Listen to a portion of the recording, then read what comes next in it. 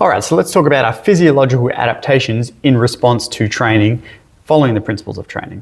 So our first set, we're going to look at our cardiovascular adaptations. So we have a decreased heart rate that is both at rest and at maximal, or submaximal I should say, due to the heart muscle actually being stronger and more efficient, so it's able to deliver the blood around the body with less beats. In line with this, we also have an increased stroke volume and hence an increased cardiac output due to thicker and more forceful walls of the heart able to push that blood out every beat and per minute. Right, next we've got our respiratory changes. So we have an increased oxygen uptake, or our increased total VO2 max across the body due to increased capillary density.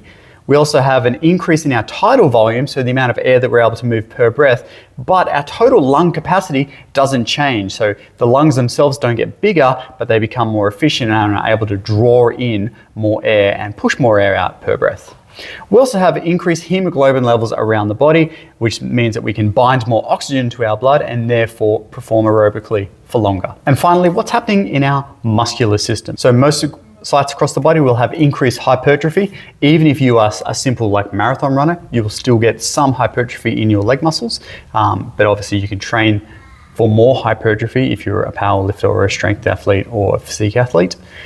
Your muscle fibers will also become less fatiguing, or they'll have more fatigue resistance in the energy systems and the type of activities that they are doing. When we talk about fiber types, type 1 fibers, so our aerobic fibers, our red fibers, very highly oxygenated, they become more efficient if you train aerobically, okay? Same as our type 2X fibers, they are our anaerobic fibers, they are white in appearance and they will become more forceful and contract with more power if you are training anaerobically.